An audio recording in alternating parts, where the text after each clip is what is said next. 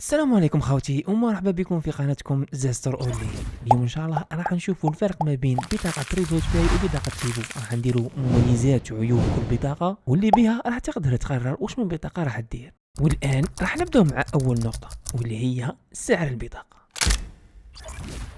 بالنسبة لتطبيق ريدوت باي وتيفو في اثنين فيهم بطاقة بلاستيكية وبطاقة افتراضية. سعر البطاقة البلاستيكية في التطبيقين $100 مع كود تخفيض راح تسقام لك $80، وسعر البطاقة الافتراضية في تيفو $20 مع طبق كود تخفيض زد ستور راح تسقام لك $8.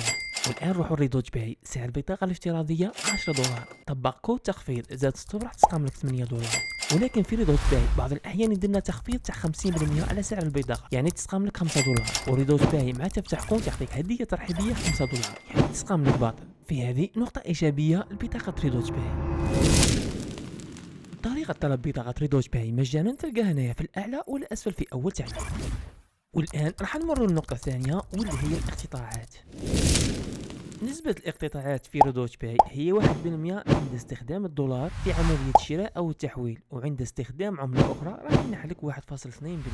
بالإضافة إلى اقتطاعات أخرى $0.2. هذا الاقتطاع راح يديروه في حالة فوت 5 مرات عملية تحويل أو دفع أقل من $1. في العملية السادسة راح ينحلك $0.2. وبالنسبة للاقتطاع الثاني اللي يعانوا منه بعض مستخدمي بطاقة ريدوت باي واللي هو اقتطاع $0.5، وراح يتم هذا الاقتطاع عند عملية الدفع الفاشلة رقم 3، وهنا راح يقتطع لك $0.5. ولكن وش معنى هذه النقطة؟ يعني في حال ما حبيت تتخلص بالبطاقة تاعك إذا كانت مجمدة ولا إذا كان الرصيد ما فيهاش، هذه تعتبر محاولة فاشلة، وبعد 3 محاولات هنا راح يتم اقتطاع $0.5 على كل محاولة فاشلة. تقدر تتجنب هذه النقطة انك تحاول انك ما تخلص بالبطاقة كي تكون فارغة وتتجنب هذا الامر.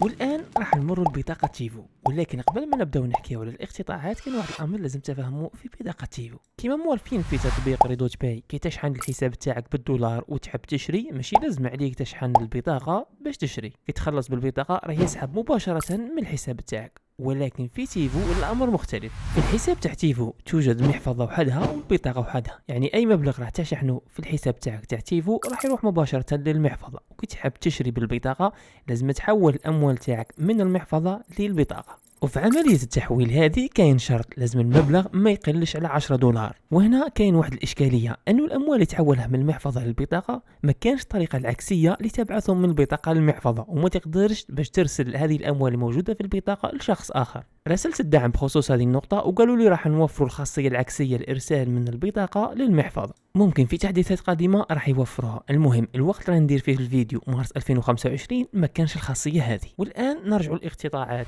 بالنسبة لعملية التحويل من المحفظة للبطاقة أنا راح ينحلك 1%، وهذا هو أول اقتطاع. وبالنسبة لعملية الشراء أو التحويل اللي تكون بالدولار يعني بنفس العملة، هنا نسبة الاقتطاع تاعها 0، وأي عملية شراء أو تحويل بعملة أخرى راح ينحلك 1.2%. على بالي كاين اللي ما فهمش هذه النقطة، خليني نبسطها لك مليح. اذا كان الحساب تاعك شحنته بالدولار ومثلا راح تشري منتج من الي اكسبريس والتطبيق تاع الي اكسبريس راك دايره بالدولار، هنا كي تعود راح تسلك هنا راك خلصت بنفس العمله دولار دولار، وفي هذه الحاله راح تكون العموله 0.